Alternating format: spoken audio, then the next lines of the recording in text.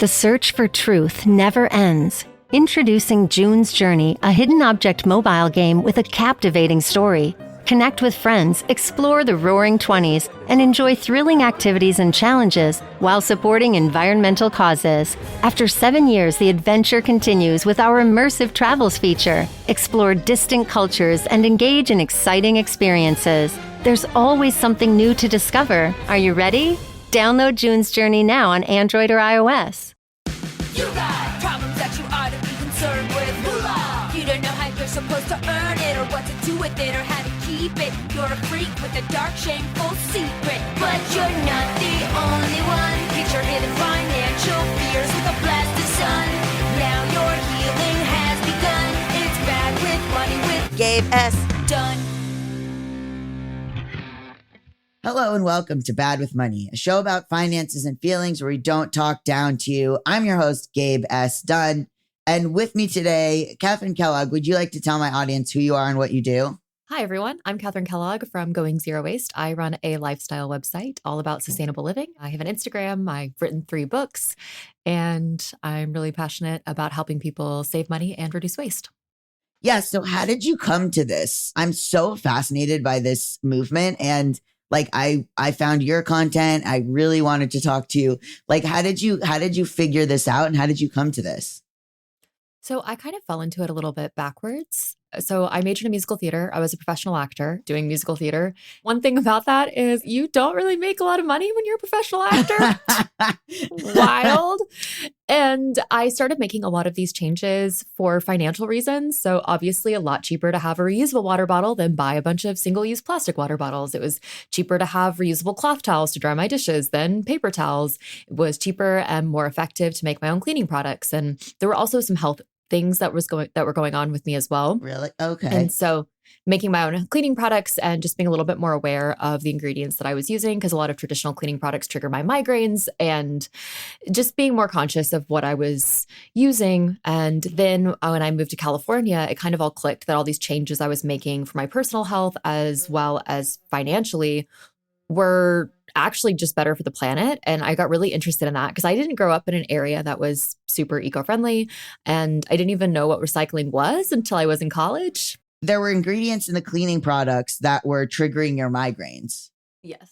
Wow. And how did you figure that out? It was a pretty instant reaction. It was a pretty immediate reaction. Something that's really interesting is, so in the US, companies aren't legally required to disclose the ingredients that are in cleaning products. Oh.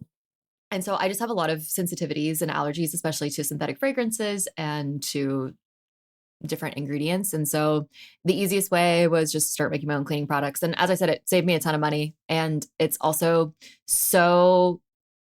easy and simple and can be incredibly effective.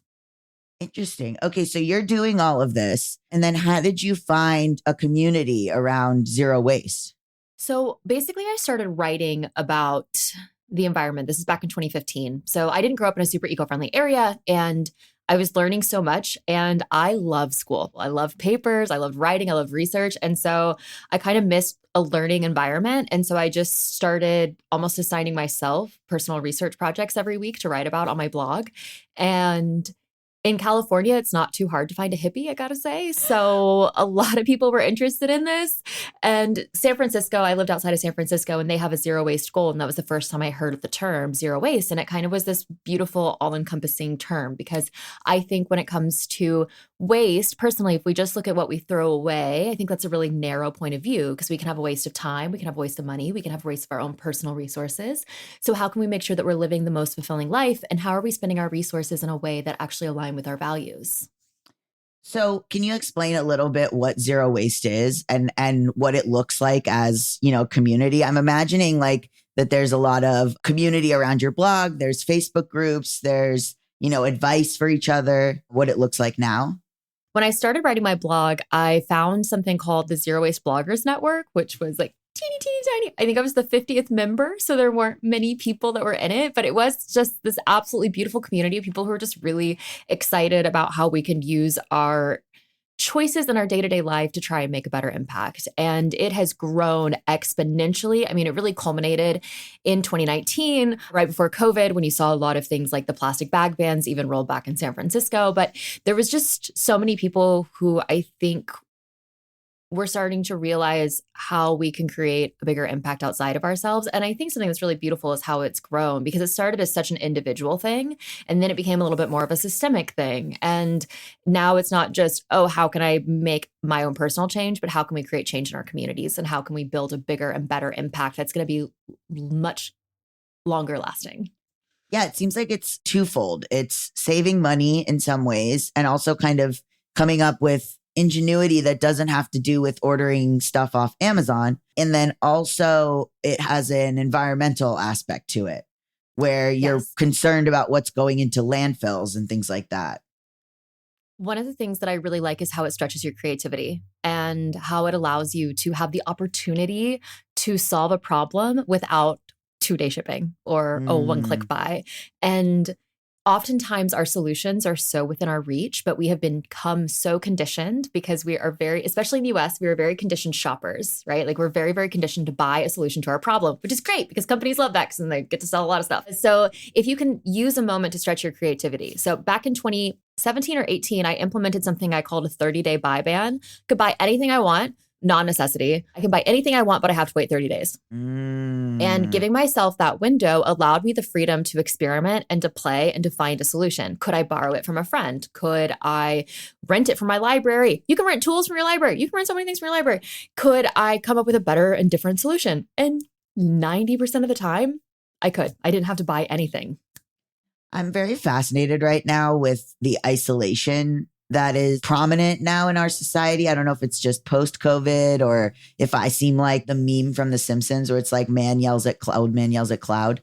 But like, I feel like it's like we used to have community. We used to do things for each other. We used to feel like we could borrow things, the old adage of like borrowing sugar from your neighbor. And, you know, now it's sort of this, I feel like we've been sold this dream of it's automated, or you know, you're wealthy or independent enough to do it yourself, or things like that I think is all sort of, as you said, benefits the companies, and it's sort of this capitalistic thing. And also this idea that like you're so tired after work, or you're so tired after your family, you know, taking care of your kids, that you absolutely need to do it this way. Mm-hmm. Yeah. I'm also very intrigued by how the erosion of community has created vacuums and these absolutely isolated units where everyone has to own everything. And I think everyone's really afraid to ask or to share and to start and form that. And I will say, I think that's one thing that theater does really, really beautifully, and something that I still appreciate is the community aspect, because you're all coming together to put something on, and it takes tons of different skill sets and it takes all different people.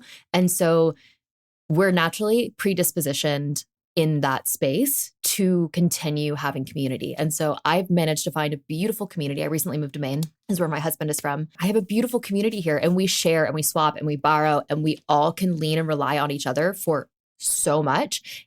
And I can't imagine how isolating it would be without them. Oh, that's really lovely. I mean, so I've seen a lot of buy nothing groups, and it is interesting. Like there was a friend of a friend who I was following on social media like years ago. And she was doing this thing where she was not buying any clothes for a year.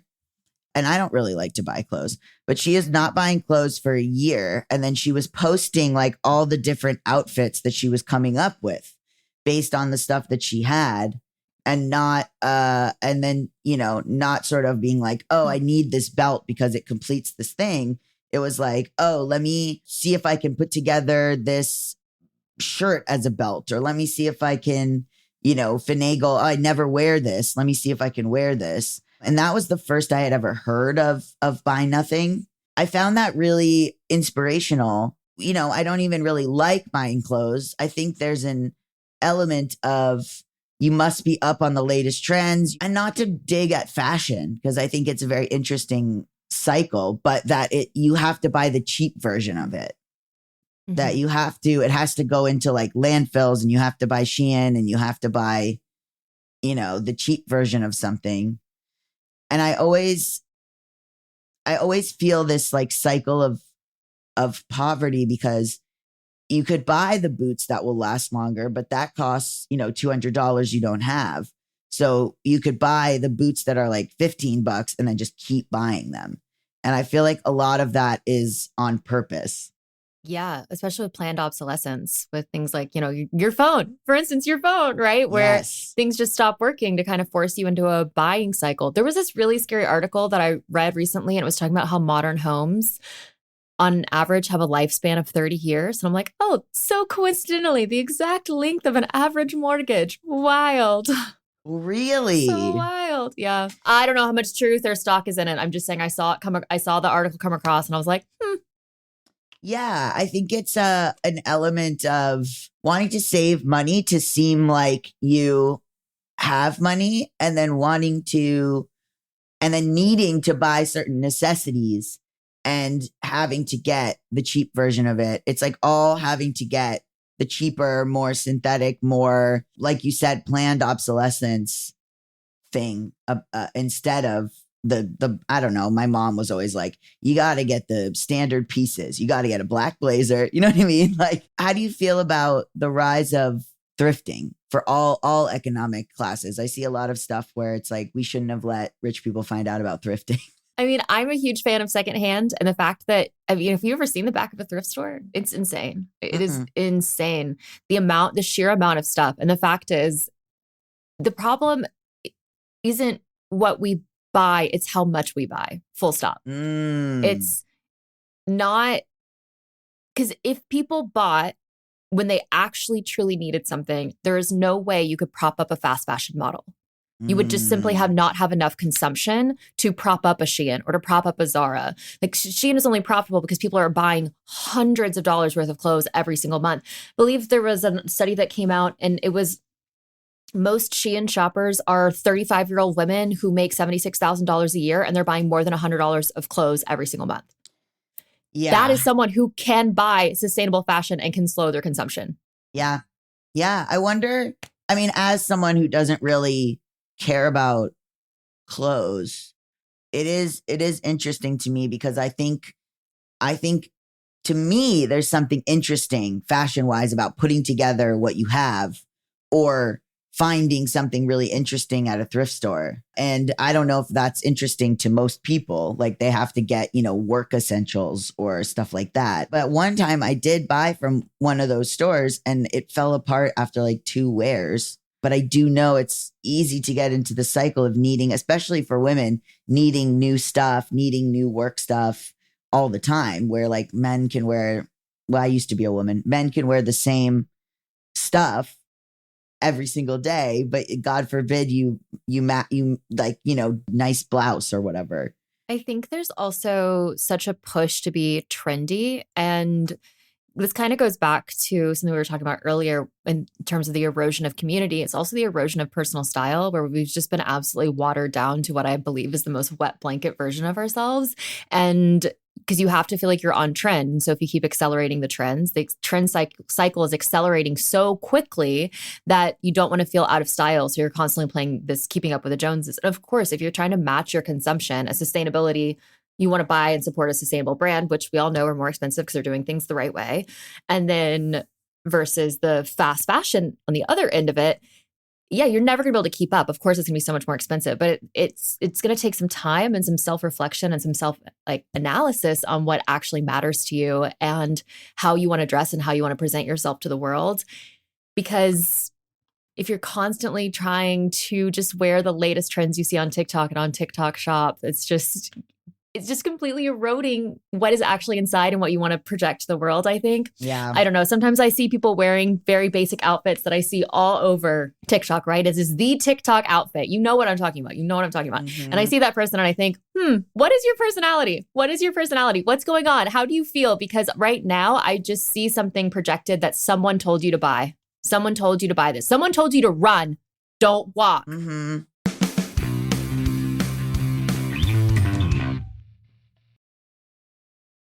Very recently, I used Indeed to get hired for a part-time job. The employer put their job listing up on Indeed. That's where I found it. I applied through Indeed and I got the job.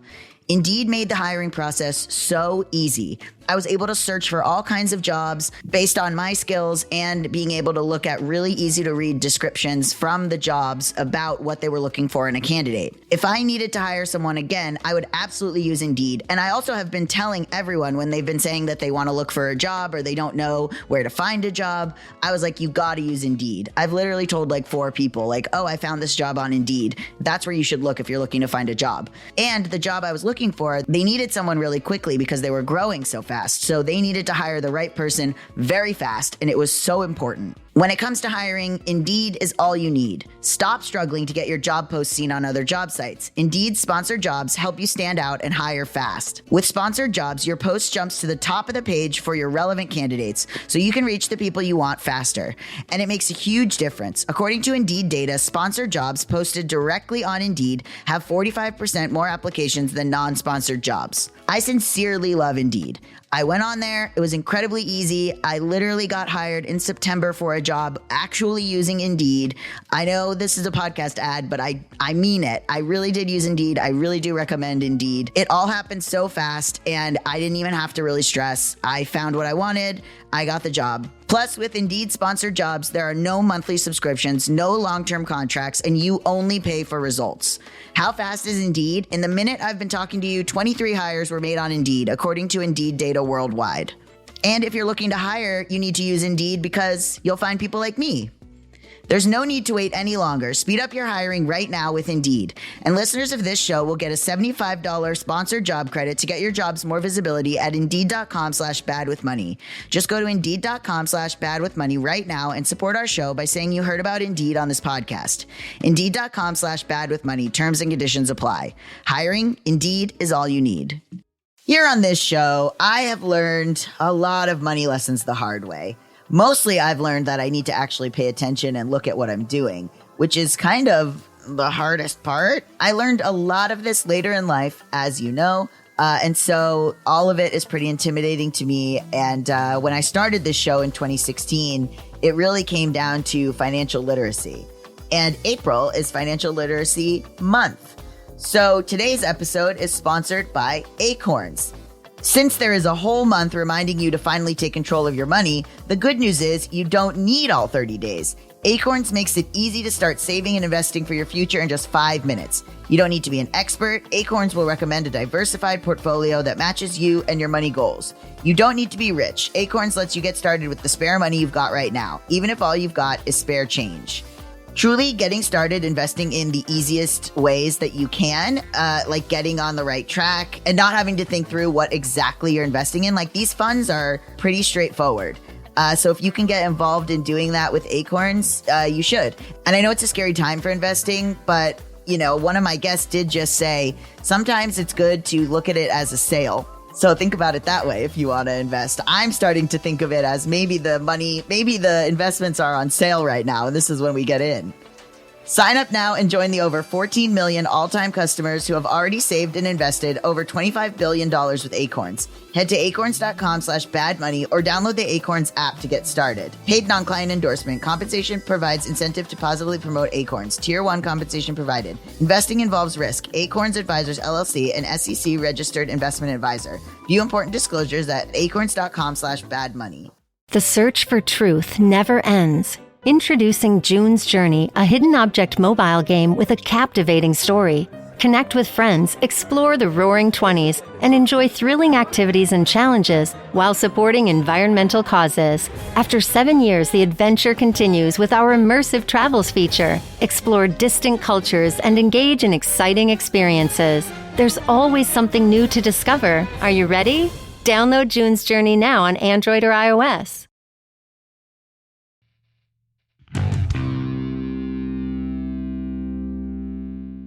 I work at a store, like a pet store. The amount of people that I see wearing Aviator Nation, and then I went on and Googled Aviator Nation, why popular?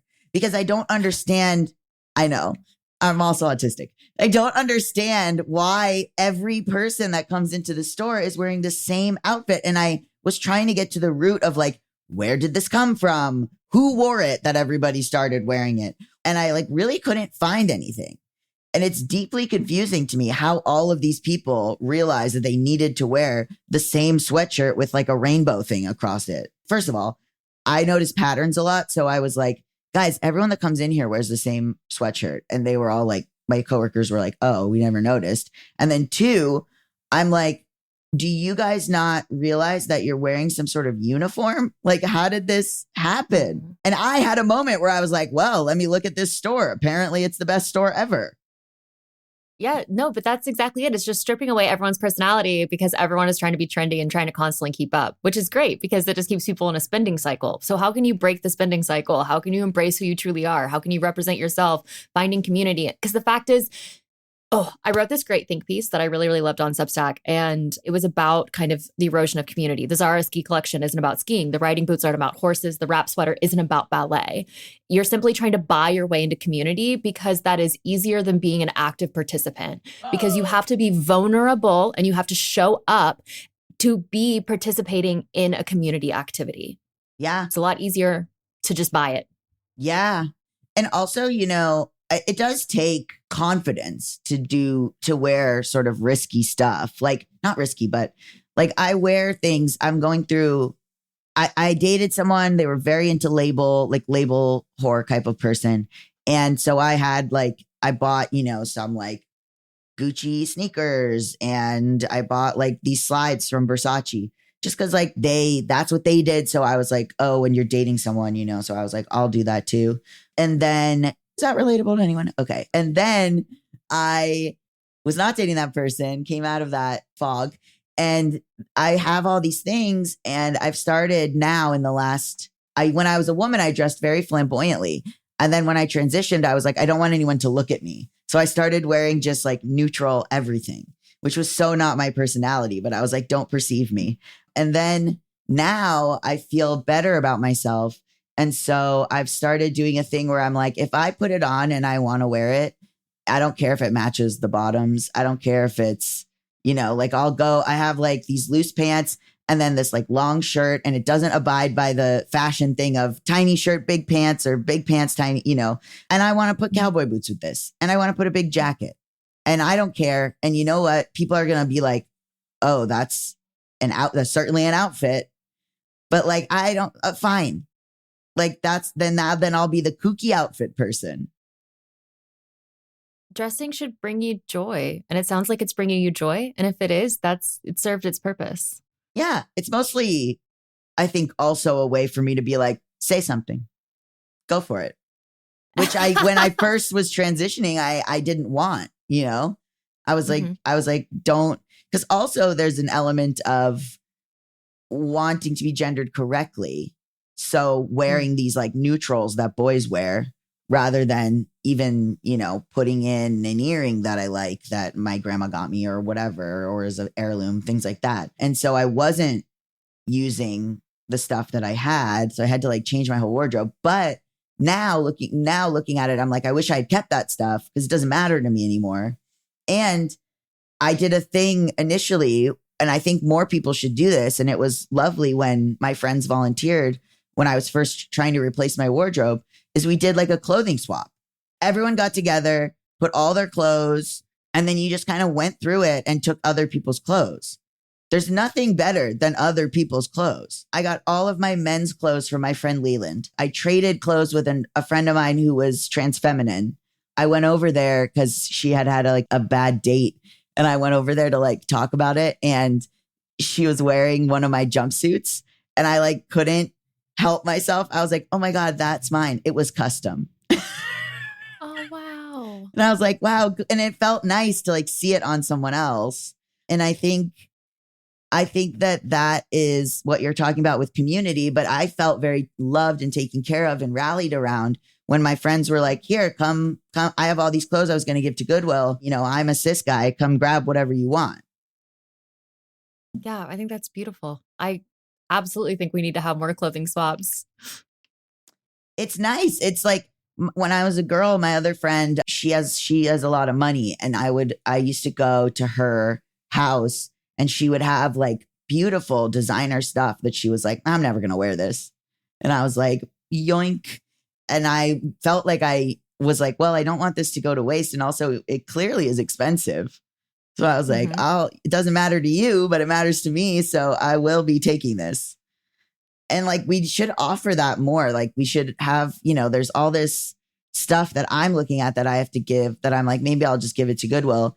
And my friend came over and he was like, he loves to tie dye. And he was like, well, let me have these. Cause like, if you're bored of them, I'll tie dye them. They'll be different shirts. Yeah, I'm really excited. So I have a few pieces that I haven't been wearing because just color wise, I bought this really pale baby blue sweat set and it's just too pale. It looks dirty. You know what I mean? So I'm just not really wearing it because it doesn't feel nice. And then I was thinking I can just dye this. So my girlfriends and I were going to get together and we're going to have a tie dye or like just a dyeing party this summer when it gets a little bit warmer. And we're going to take the pieces that we haven't been wearing for whatever reason and we're going to dye them and it's going to completely transform them. And I was thinking, wow, I really wish I had a navy blue sweatsuit. And then I was, well, duh, just dye your pale blue one darker. Right. And then you will have one and you don't have to buy anything. Yeah, big time. Or I take sometimes shirts that I don't really wear. And I'll do the thing where it's so like Color War 2005, but I do the thing where you cut down the side and then you tie it so it has like fringe and it's like a different shirt, And I think sometimes we're programmed to get bored of things, not just planned obsolescence, but like you get bored of stuff or you're like, oh, I wear this all the time. I don't really want to wear this anymore, or I never wear this, so I should get rid of it. But if you never wear it, like look at why and see if maybe there's a way to fix it so that you do wear it. Reoccurring and common themes. So something I realized was I love looking at hot pink or lipstick pink. I love that color. I know that color looks good on me, but I just am never really drawn to wearing it because it doesn't suit my soul. Mm-hmm. And so it's one of those things where I love it. I have bought so many pieces. I bought about 4 or 5 pieces and I just don't reach for them. So I have to tell myself, quit. I know you like to look at it. But you don't like to actually wear it. Mm-hmm. So stop buying it. Mm-hmm. and taking notes of why and getting down to the root cause of why you don't like something. Something I realized I don't really like a super wide neck. I don't like a really wide neckline. So probably shouldn't buy things that have that and paying more attention to the style of necklines I tend to lean more towards. Yeah. Just shopping smarter. Yeah. I think like I just have really loved the ways in which male friends of mine have just brought me things that they're not going to wear. Like they get something and it's like, okay, the neck is too wide or the color is too much. It's interesting because I have a bunch of weird shirts like from travels from like different cities. And it's like kind of fun to wear a shirt from a coffee shop you've never been to or like a museum you've never been to. Like that's kind of one of the funny things about thrifting. And I think I've found that it's nice to give it a second life where people wear it because they like that they've never been there or they like that it's kind of like a quirky design that I bought like on the road. Yeah, that's really fun. I also I got engaged and unengaged and I was wearing a certain shirt when I got engaged and I hadn't put it on since. And there was a girl that I was dating and I was like, do you want my cursed engagement shirt? And she was like, yes, because I needed to get it out of my house. And also because now it's to her, it's like a funny, like it felt like really nice to be like this girl has who I like a lot. I don't know if we're dating, but so she has that shirt, which I think is like a funny thing. Because it like means something. And it would mean I couldn't bring myself to like put it in a landfill. Yeah, no, I think that's great. And something I also like to do is when I do go through what I have, I create a box of things that I really love, but maybe I'm not living right now. And then I put them away. I've got a trunk in my office where I keep everything. And then a year later, I can open up the trunk and everything feels new again. Yeah. And it's kind of a way to achieve novelty without having to buy anything. Yeah. I think it's so away from clothes. Let's talk about the cleaning products. How do you make your own cleaning products? So I keep I think about 7 ingredients on hand usually. I mean, it's very simple: baking soda, vinegar, lemons, water, hydrogen peroxide, soap, and I think there's one other thing that I might be missing. But basically, you can create almost anything you need with all of that. And I have a bunch of recipes in my first book, and then I also have a bunch of recipes on my Instagram and on my blog. But those all like very, very simple in terms of, an all-purpose cleaner, vinegar and water, and soap and water. I mean, really, you can clean most anything very well. Oh, the last thing was alcohol, because alcohol is a disinfectant, like isopropyl alcohol, which is used as a disinfectant. So that way you can keep everything really, really clean. And I think it's much more eco-friendly. But of course, there are like some eco-friendly cleaning companies that are doing really, really great things too. If you don't want to make your own, I just like the convenience of making my own. It's interesting because I'm thinking of a friend of mine that has OCD. And she will never buy thrifted stuff because even if she washes it, she thinks it's bad. Or she will never, I feel like she's not a person who will buy this stuff, but also she's wealthy. So maybe she just buys the nicer version. Now that I'm thinking of it. There's a notion that buying new means clean. And I don't necessarily think that's true, because people in dressing rooms try things on. Warehouses are really dirty. I mean, even if you are buying new clothes, you should still wash them. I'm sure before she you does. wear them. It's a mental illness. But yeah, for sure. But once again, I think it's more about the level of consumption, right? So even if you are buying new, which is totally fine, because like that is something obviously that is mental for her and we want to support her. It's how she's consuming. She's buying 1 pair of jeans a year because she needs a pair of new jeans. Cool. Nothing wrong with that. But if she's buying 18 pairs of jeans every single month, then it's about focusing on how much you're actually consuming sometimes. I don't even know how I would wear 18 pairs of jeans. That's wild. Yeah.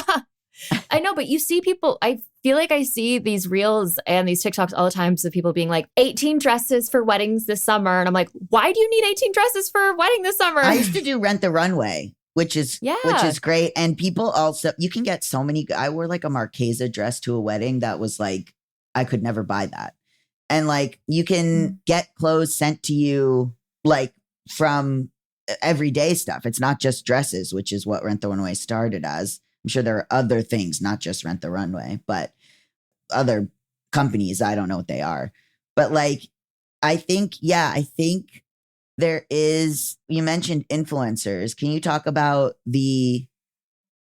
it's funny because there's 2 kinds, right? There's the influencers that are like 18 dresses, buy these shoes, buy this trend. I saw Spring Breakers and I bought the sneakers that Selena Gomez wears in those and that, and then I never wore them really. So there's like, but now the influence is, I feel like, more on the internet than me going to see Spring Breakers and wanting to get the clothes from it. And also their other side of it is like these, not even trad wives, but like these sustainable influencers. Can you talk about the impact of each of those and if these sustainable influencers are selling something unreachable as well? Well, I mean, I'm a sustainable influencer, so yeah, but like I'm talking about kind of the more, I guess those people are actually they're actually creating something more useful than like someone who's like 18 dresses for all the weddings you're going to. I think it really boils down to being careful and mindful over the content you consume. And you have to remember that so much of this is people's jobs, right? Their job, some influencers, their job is trying to sell you 18 dresses, right? Mm-hmm. That's how they're making their money. And so you need to just make sure that you're feeling more aware that so much of what you're watching is a commercial. And the problem is, especially on TikTok, I think, because it feels very peer-to-peer. So you're watching someone and you're thinking, oh, this is someone like me. Why don't I have X, Y, Z? Why doesn't my kitchen look like that? Why doesn't my closet look like that? Mm-hmm. And you have to be able to separate the fact that this is a job and this is entertainment. But they're blurring those lines so much to try and get you to consume. So you just have to be mindful of the content you're watching. And for instance, I'm a sustainability influencer. My main job is not to get you to buy things. Mm-hmm. And a lot of the partnerships I do are based on campaigns or ideas rather than things. Of course, I do promote things. I own a company that sells period underwear. And I even have products, but how I go about and promoting them is very different. And language is something else that you have to watch out for. Things like the run, don't walk, things you must buy, things you have to throw out because they're no longer in style. And it's like really triggering language that creates an emotion. And I have this great YouTube video where I talk about all of the triggers of buying and how you can actually spot them. And once I think you're aware of what those triggers are, you're able to better bolster yourself against it and to protect yourself. I love the waiting 30 days because you see a TikTok, it's immediate. And then you're like, oh, I should get this. But waiting 30 days, I think, is a really good way to rethink if you actually need it. It's like an immediate dopamine versus like, okay, hold on. And trust me, TikTok will still be advertising it to you 30 days later. Don't worry. It's not going anywhere. It's not even going anywhere. Might be something new. I don't know.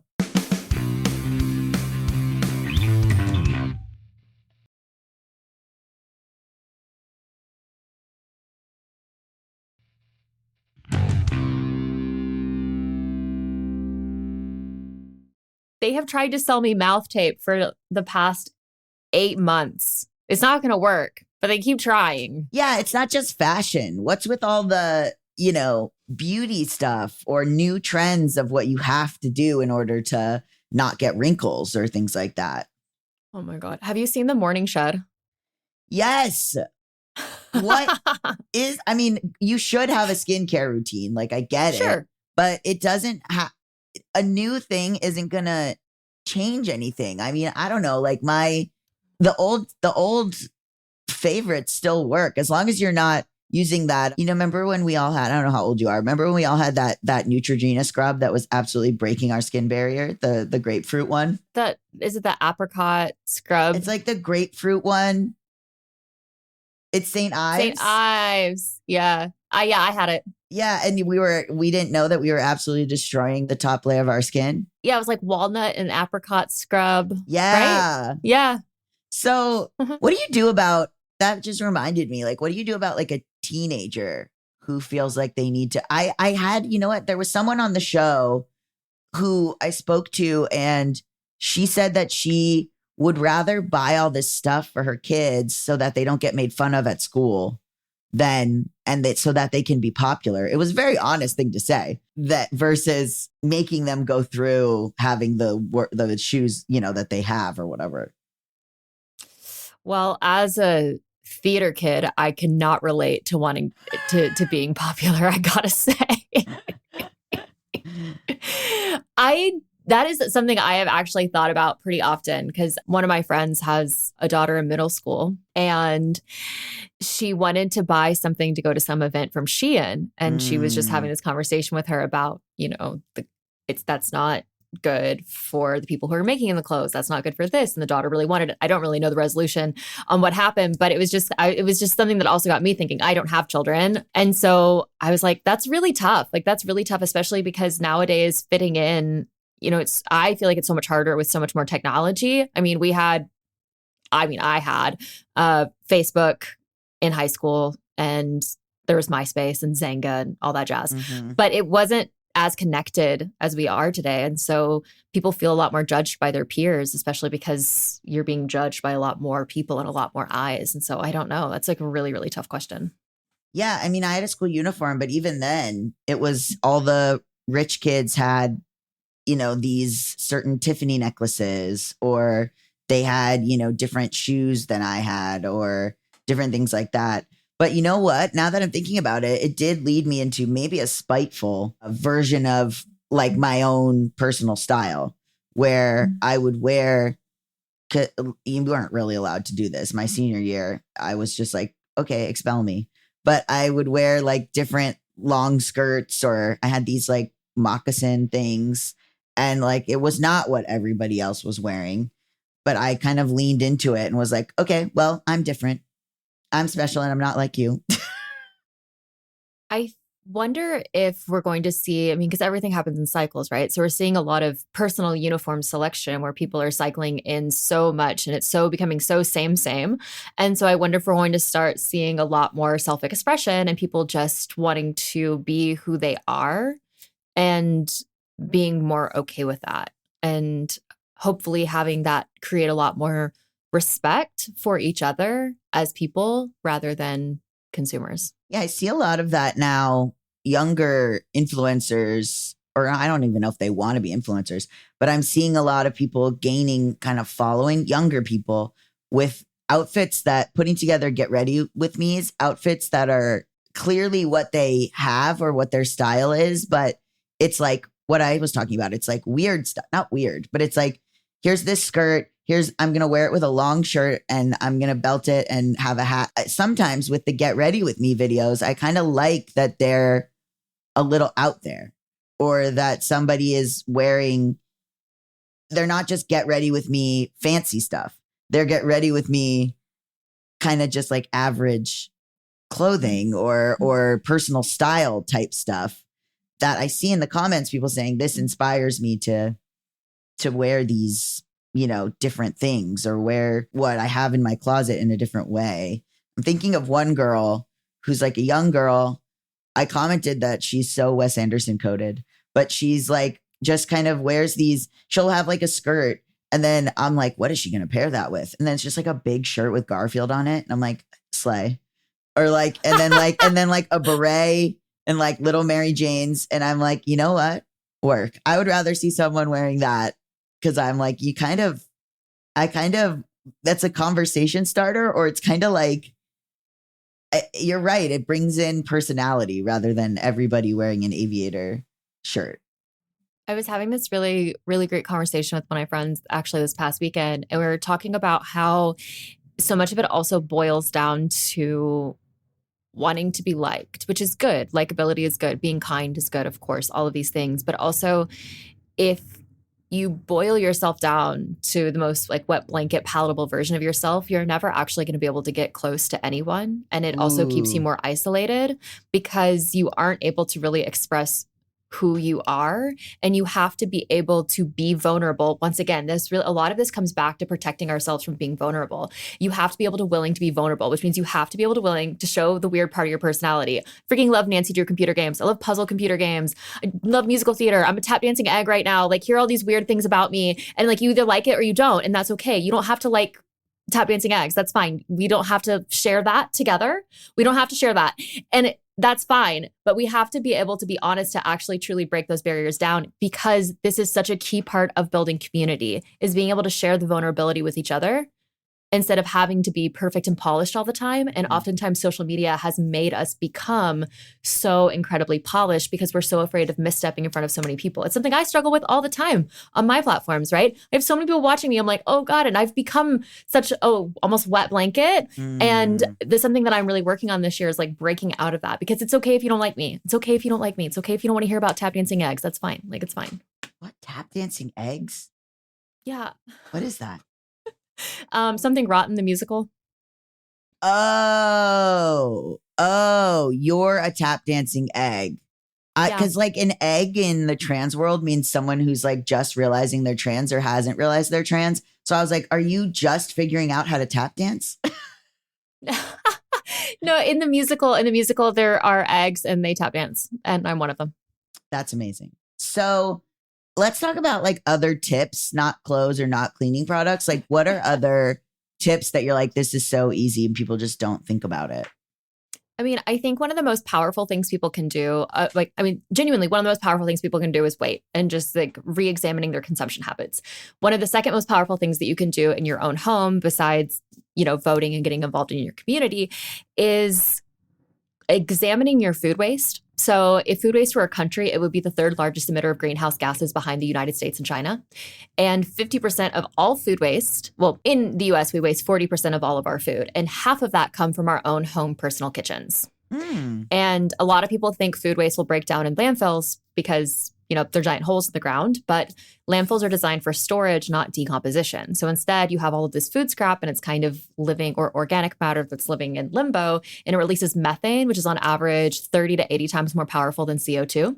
It burns a lot hotter and a lot faster in the atmosphere. So simply by avoiding throwing your food scraps away and being a lot more mindful about how much you buy and ensuring that you actually eat what you buy are two of the biggest impacts you can have. And no one wants to spend more money on groceries, right? So simply just by examining how you buy your food, making sure you eat all of your food, and then composting what you cannot is a huge thing you can do.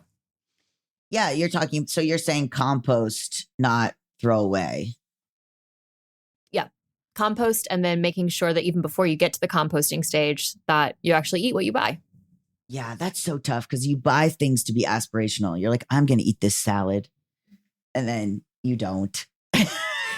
So my third book is all about food waste, and it examines this issue, this problem, and it also has recipes to help you avoid food waste with foods that are starting to lose their peak freshness. For instance, if you have a strawberry and it's starting to go mushy, you are not going to want to eat that raw, right? But if you throw it in a smoothie or you make a jam out of it, it's fine. If your cucumber is starting to go limp, you don't want to eat that raw. It'd be terrible. But you can make a cucumber gazpacho. That'd be delicious. So, because it doesn't need to have its same structural integrity. It's not bad. It's just not right. And so it's about learning how to use your foods in the right way when you might think, oh, I don't want to eat, like challenging how you see your food, basically. What do you think of those companies that I get advertised all the time about, like, buy our ugly produce? Yeah, I think that's great. No, genuinely, it's amazing. So this is, and what they're saying is absolutely true. In the United States, we have beauty standards for our food, which is crazy. It tastes great. It just doesn't look great. And so therefore they will not put it on the shelves. Yeah. They'll just throw it away. Yeah. I mean, I always think about how salmon is not really pink or not really orange. They dye it. Right. Which is what, or they give dye to the fish or something. There's some weird thing that I learned about. I think it's farm fished. Yeah, I think they do it for farm fish. Yeah, which we're just putting on a show now with our salmon. Like what? And there's this other stuff like that too. There's something else that's dyed. I don't remember what it is, but yeah. Well, a lot of stuff too is grown specifically in a way, like we've mutated a lot of stuff, or we've mutated stuff to be, I mean, some of it's good in the sense that you're getting more food to more people, I guess, or like if this tomato is bigger, maybe that's good. I don't really know that much about it, but yeah, I just like things that are out of season. I don't know. We've done something to the way that we consume food that's very capitalistic market, like marketing wise, or just having, I don't know, thinking that you're providing options when you're really kind of not. Yeah, it's really fascinating, especially with the aisles of, processed foods. And I'm not necessarily vilifying processed foods. I enjoy some Cinnamon Toast Crunch sometimes, you know what I mean? But like on the whole, a lot of the American diet is not as full of fresh fruits and vegetables as it should be, or fiber, severely lacking in fiber and plants. And it's like one of the only things that like all nutritionists agree on is that Americans are short on fiber and short on eating more plants. And eating more diversified plants is also a great sustainable thing that we can do, like eating fewer animal products and eating more fruits and vegetables. It's great for our personal health. It's great for the planet. Is it worth, like the people that, you buy everything organic or everything that's a little bit more expensive? I don't know. I'm just thinking about like Erewhon smoothies or whatever. Like, I don't know what's in them. I've never had one, but they cost $20. But like, is that worth, like, I don't know. It's so interesting because in my life, I've had to go to food banks. There, they'll just have, like, sometimes you'll go and you'll be like, what's the produce they have? And sometimes it's just tomatoes and potatoes.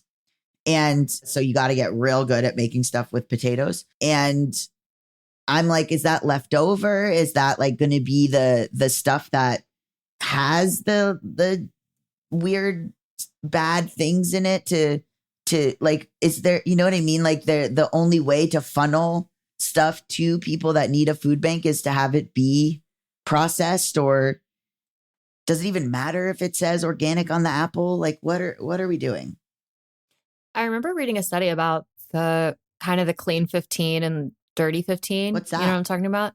Oh, it's like the clean 15 or the 15 fruits and vegetables that you want to buy organic, and the dirty, or no. The clean 15 are the ones that are fine to buy not organic, and the dirty 15 are the ones that the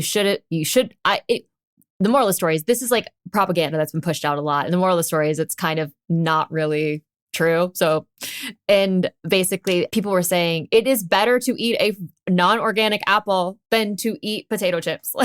Because so many people were worried like, oh gosh, well, I can't get the organic apple. So I'm just going to get this processed thing. And they're like, no, just eat the apple. Like at the end of the day, the apple is still better for you. Like it's still better for you to eat the apple. And so I think a lot of that is, I don't overly abide by any specific organic, non-organic philosophy, but mostly just eating. I just know that eating more fruits and vegetables is good for you. And so if the organic ones are there and they're accessible, I'll probably grab them. And then if they're not, I will also just grab the regular ones and eat it, because at the end of the day, eating more fruits and vegetables is just good for you. And I love potatoes. Potatoes are amazing. You can make so many things out of potatoes. Honestly, the best investment I've ever made is an air fryer, which my friend Alex will want me to note he purchased for me.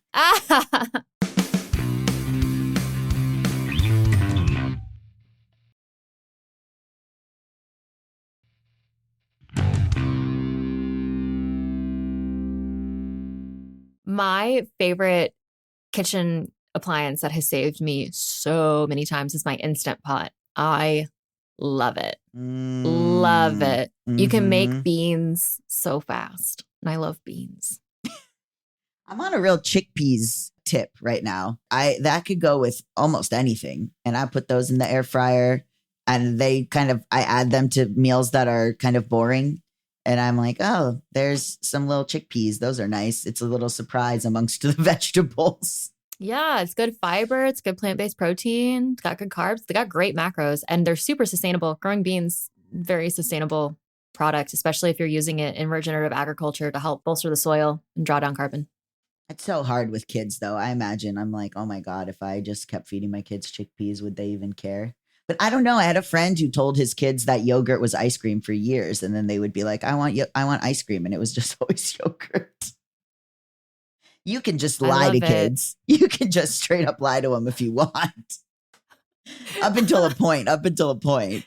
Yeah. They figured out when they go over to their friend's house, like, this ice cream tastes funny. Yeah. This ice cream is so thick. Why is this ice cream so much better? Yeah, exactly. Or maybe their palate has adjusted to yogurt and they're like, this is too much. This is too rich. Maybe. You'll have to find out. You'll have to let me know. Yeah, it's going to embarrass them at some point. So that's interesting. Are there other tips or like something? You know, I always get, when I'm like very overworked, I get really spiteful and like, you know, I have a friend who's clearly a good budget person. Like she makes content and she's like clearly making stuff in a way that has like a good heart and is useful. But I watched a video of her being like, just hem your clothes. And my first thought, as I was so tired from my customer service job, that I was like, oh, you have hemming time? You have time to hem? Good for you. And so I can imagine people listening to this feeling similarly. And I know that it's a thing where in the long term, it's better to do, but it's so hard to, in the moment when you're tired, be like, I'm not going to get it from Amazon. I think this also boils back down to finding your community, because it can be really isolating to just have to hem your stuff, especially if maybe you don't even know how to sew, right? Like, of course that's hard. And sure, you can take it to a tailor, but then that's a lot of time too, right? And so how can you create experiences that are more, I want to say the word profitable, but that's not what I mean. But like, how can you create a better experience? So my friend is coming over on Sunday and we're going to catch up and we're having a mending party. And so instead of us going shopping together, she's going to come over and I sew and we're going to mend some stuff together and we're going to hang out. And that's a really fun way that we're going to spend time together. And I'm going to have a great time. And I'm not even going to realize that I'm spending it fixing something, right? Because we've created these tasks as also isolating experiences. But instead of shopping with your friends, or instead of, you know, because so much of our culture revolves around shopping. So instead of like, oh, let's go shopping, what if let's go mending? Or what if we just, because we want to spend time with each other, why do we have to do it in a setting that requires us to spend so much money? And it doesn't always. Yeah, a friend coming over so I can cook for them and they're so easily impressed. I have a friend, I just made pasta and I like added a little vegetable to the pasta and they were like, oh my God. And I'm like, it's literally pasta. Like I didn't do, but like they were saying if you go over to someone's house and they feed you, you're automatically endeared, even if it's just like a simple thing. And I was like, yeah, you're really thanking me way too much. But these are the kinds of friends that we should have. Like, so you come over and we cook together, and then we can each have meals for the week, and we prep, and we got to spend time with each other. And it's how can we create these things that are feel like burdens, but create them as experiences that are actually so much more fulfilling. Because at the end of the day, none of us are going to think, oh man, I really wish I bought more stuff. It's going to be, oh man, I really wish I spent more time with the people I love. And so it's about reorganizing our priorities for the things that truly matter. Yeah. And that's, I'm sure, what you were talking about with wasting time, maybe as like a zero waste kind of situation.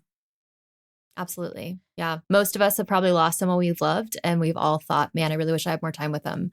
And instead of spending my time and my life trying to make money to buy things to impress people I don't even like, I'd much rather use my time in a way that actually makes me feel fulfilled. And that is definitely spending time with the people I love, doing the things that I love that fill me with joy. And that's what it's about. It's not about depriving myself of anything. It's about living a life that's more fulfilled. I know. This is why I'm so fascinated by this movement. And I may try to be way more involved in it, because I deleted Amazon. But then it was funny. I deleted Amazon, and then my friends were not in a bad way, but they were like, oh, good for you. You're on a high horse. And I was like, I'm not on a high horse. I just don't need it. But maybe the high horse will inspire them. I don't know. They're just I think it was oh, just get it on Amazon. And I was like, I don't have Amazon. And they were like, oh, okay, we get it. You're better than us. But in a very not in a bad way. But hopefully maybe that makes them think they don't need Amazon. I don't know. But I also, I'm just so fascinated by this whole thing. And I've started calling it what you were talking about. I've started calling it Seinfeld hangouts, where you would watch Seinfeld and be like, why is George at Jerry's doctor's appointment? Why is, why is Elaine going grocery shopping with Jerry? You know what I mean? Right. Because they need to be there for the thing, and it feels contrived. But I'm like, no, we need to have a Seinfeld hang where we're just doing a task together, or we're doing, you know what I mean? They're never really, other than the diner, they're not, or a couple restaurants, they're never just, it would get boring if they were at the same place all the time. Yeah, no, I'm going to start calling it that. I love that. That's exactly what it should be. We should be able to have our friendships outside of a consumption-based activity. Yeah, I don't have a car anymore, which is great. It's been fun. It's been interesting to hang out with people and then be like, can you drive me home? And I don't know if that's annoying, but it is we get to go to a second location. We're chatting in the car, and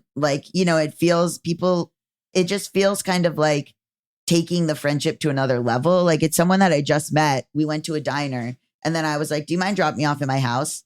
And it feels oh, this is a real friend. It wasn't just a meeting, Yeah, I carpool almost everywhere with people, and it's just so fun. It's so much more fun to have someone in the car with you, especially if you're going, 20 minutes away. So yeah, I mean, I know we're sort of saying over and over this individualistic thing, but yeah, it's just, you have to push yourself outside of the social anxiety, or outside of the, I don't know. And I feel like that makes you closer to people. It makes you closer to people to do that kind of thing together.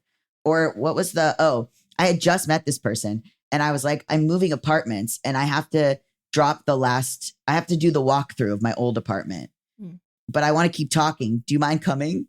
And so it's just a complete stranger, well, friend of a friend.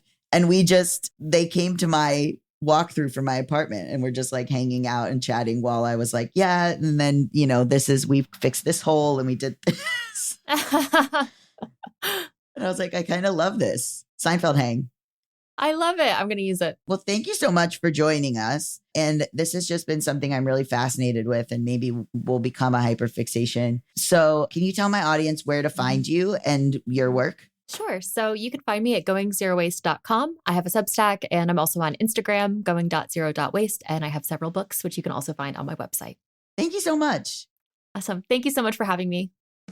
Bad with Money with Gabriel S. Dunn is a production of Noted Bisexual, produced by Melisa D. Monts and Diamond MPrint Productions. Edited by Diane Kang, post-production sound by Coco Llorens, production assistance by Melanie D. Watson, and music by Mike Kaplan, Zach Sherwin, and Jack Dolgen, sung by Sam Barbera. Thank you. Love you. Bye. The search for truth never ends. Introducing June's Journey, a hidden object mobile game with a captivating story.